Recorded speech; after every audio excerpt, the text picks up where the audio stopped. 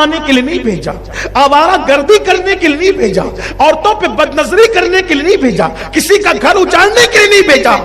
اگر ایک چھوٹی سی نیکی رستے سے تکلیف دینے والی چیز کو ہٹا کے نیکی کر سکتے ہو تو کر لو, قبر میں کام آئے گی. ایک پیسہ کسی غریب کی جھولی میں صدقے کے طور پہ ڈال سکتے ہو تو ڈال دو, قبر میں کام آئے گا. ہم نے قبر کی کیا تیاری کی؟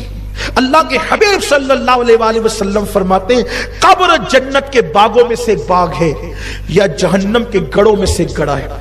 تم پر چھوڑ دیا گیا, اب تم اپنی قبر کو کیا بناتے ہو بناؤ. یا جنت کے باغوں میں سے باغ بنا لو یا جہنم کے گڑوں میں سے گڑا بنا لو. قرآن کہتا ہے الذی خلق الموت والحیات لیبلوکم ایکم احسن عملا, اللہ نے زندگی اور موت پیدا کر کے تم سے امتحان لیا ہے کون تھوڑی سی زندگی کو پا کر اچھا عمل کرتا ہے. اچھے اعمال کے لیے آئے ہو, اچھا عمل کرو. کیوں پاپ کرتے ہو, کیوں گناہ کرتے ہو؟ جس وقت موت آئے گی میرے بھائیوں, آج تم اپنی جوانی پر غرور کر کے کیا نہیں کر رہے ہو. آج تم اپنی زندگی پہ تکبر کر کے وہ کون سا گناہ ہے جو ہماری زندگی میں موجود نہیں ہے.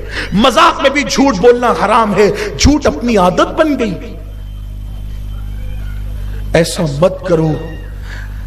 اپنی گفتگو کو اختتام پر لے جاتے ہوئے کہوں قبر کیا ہے صرف اتنا سمجھ لینے والا انسان قبر کی تیاری کرے گا. بات قبر کی آ گئی ہے تو میں عرض کروں وہاں کا تو دن بھی رات سے خطرناک ہے میرے بھائیوں. وہاں کا دن بھی رات سے خطرناک ہے تو وہاں کی رات کا عالم کیا ہوگا. اگر اپنے کمرے میں ہم ہو, لائٹ آف ہو جائے, لائٹ چلی جائے, پنکھے بند ہو جائے تو اپنا 10x10 کا کمرہ ہمیں پریشان کرنے لگتا ہے.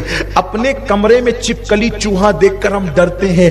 10x10 کے کمرے میں اندھیرے میں اور گرمی میں اپنا من نہیں لگتا. ہم باہر نکل کر کے آتے ہیں. جب قبر میں اندھیرا ہوگا, قبر میں گرمی ہوگی, قبر میں تاریکی ہوگی تو باہر نکل کر جاؤ گے کہاں؟ قبر میں ٹھنڈک لانا ہے, نماز پڑھو. نماز پڑھ کے آقا کی آنکھوں کو ٹھنڈک پہنچاؤ. نمازی بنو. سب کے لیے ٹائم ہے, رب کے لیے ٹائم نہیں. کب تک گناہ کرو گے, کب تک گناہ کرو گے؟ اللہ کے حبیب صلی اللہ علیہ وآلہ وسلم غیب دا نبی فرماتے ہیں جب مردے کو اس کی قبر میں رکھ دیا جاتا ہے تو لوگ اس کے منہ پر مٹی ڈال کر جب پلٹتے ہیں تو مردہ ان کو حسرت سے دیکھتا اور کہتا ہے بھائی تو بھی جا رہا ہے, چچا تو بھی جا رہے, ابا آپ بھی جا رہے ہیں, دوستو تم بھی جا رہے ہو. لیکن کوئی اس کی بات سننے والا نہیں ہوتا حتیٰ کہ وہ قدموں کی آہٹ سنتا ہے اور حسرت سے دیکھتا ہے کہ کاش میں نے ان سے دل نہ لگایا ہوتا. سب سے دل لگانے والوں رب سے دل کب لگاؤ گے؟ سب کے لیے وقت نکالنے والوں رب کے لیے وقت کب نکالو گے؟ جن لوگوں کو یہ معرفت نصیب ہو گئی وہ اپنی قبروں کی راتوں کو درست کرنے کے لیے پوری رات روتے تھے. اور یاد رکھنا جنہوں نے قبر کی تیاری کی انشاءاللہ ان کی قبر جنت کے باغوں میں سے ایک باغ ہوگی. ان کے لیے جنت کا بستر بچھایا جائے گا, ان کے لیے جنت کا بستر بچھایا جائے گا اور کہا جائے گا نم کا نومت العروس, سو جا ایسے جیسے پہلی رات کی دلہن سوتی ہے. غفلت مت کرو, یہ زندگی پہلی اور آخری مرتبہ دی گئی ہے.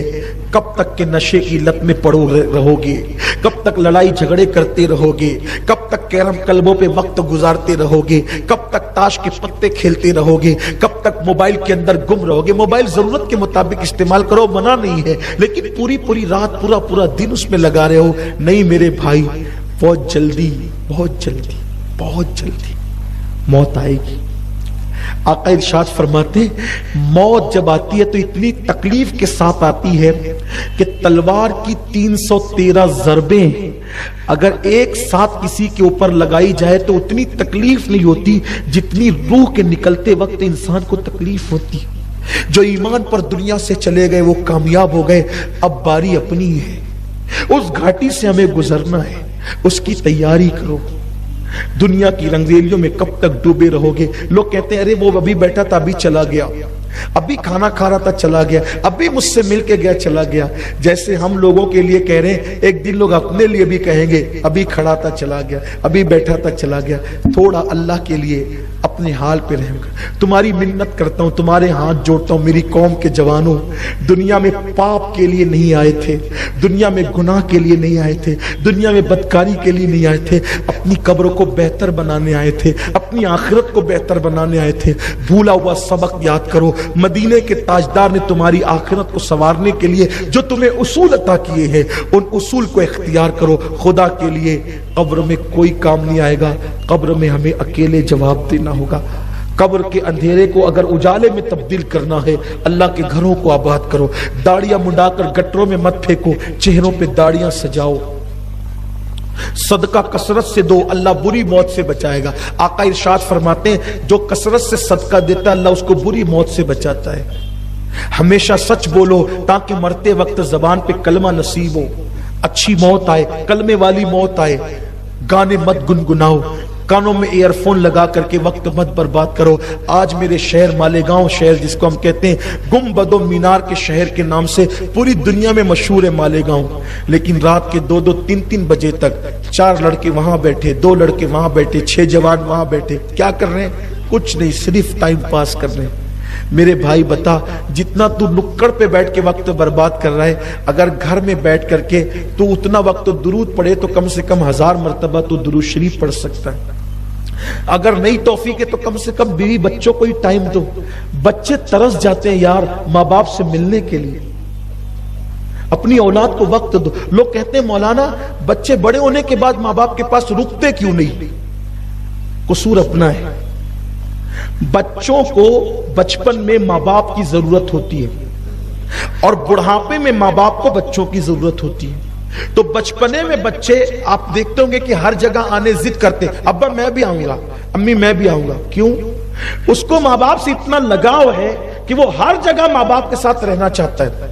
لیکن ہم بچوں سے رابطہ نہیں بنا کر کے رکھتے اور ہم ان کو دور دور دور دور کیے رہتے ہیں. دوستوں میں, یاروں میں, اس میں ہمیشہ لگے رہتے, ان کو ٹائم ہی نہیں دیتے. سب کو ٹائم دیتے, بچوں کو ٹائم نہیں دیتے. تو بچے ماں باپ سے دور رہنے کے عادی ہو جاتے ہیں.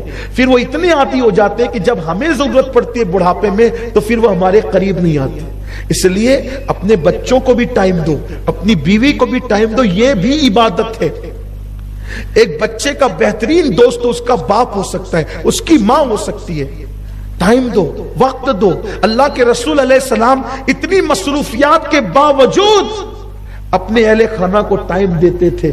حضرت سیدنا سلمان فارسی کہتے ہیں حضرت فاروق اعظم نے بھی کہا کہ میں ایک بار حضور کے گھر گیا تو میں نے دیکھا حضور نے گھٹنے ٹیک دیے, ہاتھ ٹیکے ہوئے ہیں اور حضور اس طرح چل رہے ہیں اور امام حسین ان کی پیٹھ پہ بیٹھے ہوئے ہیں. اور کہتے ہیں نانا میرے گھوڑے کی لگام کہاں ہے؟ تو حضور نے منہ میں ڈورا لے کر کے وہ ڈورا امام حسین کو پکڑا دیا ہے. اور ایک حدیث ہے کہ حضور نے اپنی زلفیں ان کو پکڑا دی. کیا کبھی ہم بھی اپنے بچوں کے ساتھ ایسے کھیلتے؟ ہم نے کبھی بھی بچوں کو, یہ امام حسین کی فضیلت اپنی جگہ ہو گئی, لیکن ہمیں اس سے اسوہ کیا ملا کہ ہم نے بھی تو کبھی بچوں کے ساتھ بچہ بن کے کھیلنا ہے. رات کے 3-3 بجے تک نکڑ پہ بیٹھو گے تو بچوں کو ٹائم کب دو گے؟ اور بیٹھنے کا فائدہ کیا ہے؟ حیرت ہے کہ تمہیں لوگ آ کر کے کہتے ہیں کہ گھروں میں جاؤ, تم لوگوں کو سکھانے آئے تھے, دنیا آج تمہیں سکھاتی. کیا دین آ گئے.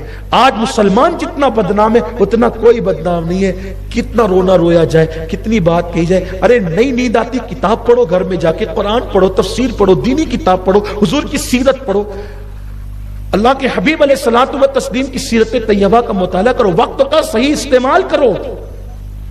برنارڈ شاہ نے کہا تھا کہ دنیا کا بہترین مذہب اسلام ہے. تو کسی نے کہا تھا پھر قبول کیوں نہیں کرتا؟ تو کہا بدترین قوم مسلم ہے. یہی ہو رہا ہے. اس لیے یہ پروگرامات اس لیے منعقد کیے جاتے ہیں ہم اپنے دین کی طرف آئے. سنی دعوت اسلامی کا مقصد آپ کو دین کے قریب کرنا ہے, اپنے مذہب کے قریب کرنا ہے, مسلک کے قریب کرنا ہے. بھولا ہوا سبق آپ کو یاد دلانا ہے. الحمدللہ اس علاقے میں ہمارے مبلغین درس دیتے ہیں اور لوگوں کو دین کے قریب کرتے ہیں, نمازیں سکھاتے ہیں. انشاءاللہ تبارک و تعالی اس علاقے سے 28 اور 29 دسمبر کو قافلہ نکلنے والا ہے. قافلہ جو نکلتا ہے اس میں بنیادی باتیں سکھائی جاتی ہے، بھولا ہوا سبق یاد دلایا جاتا ہے، آخرت کی فکر دلائی جاتی ہے، بہت ساری چیزیں سکھائی جاتی ہے۔ آپ سے میری گزارش ہے کہ اگر اللہ نے آپ کو وقت دیا ہے تو آپ اللہ کی راہ میں 2 دن کے لیے نکلے، قافلے میں اپنا نام لکھائیں۔ ہمارے مبلغین سفید امامے پر آپ کے درمیان موجود ہیں، اگر آپ قافلے میں سفر کرنا چاہتے ہیں 28 اور 29 دسمبر کو انشاءاللہ قافلہ یہاں سے روانہ ہوگا، اس علاقے سے آپ نام لکھائیں۔ ایک مرتبہ آپ قافلے میں سفر کریں گے تو آپ کو پتہ چلے گا کہ قافلے میں کیا کیا سکھایا جاتا ہے اور اس کی لذت کیا ہے۔ انشاءاللہ آگے آپ خود اس کے لیے اپنے آپ کو تیار کریں گے۔ اللہ تعالیٰ سے دعا کرتا ہوں اللہ ہماری دنیا اور آخرت کو سنوار دے، گفتگو کے درمیان کوئی غلطی ہو تو اللہ معاف کرے۔ استغفر اللہ ربی من کل ذنب واتوب الیہ۔ السلام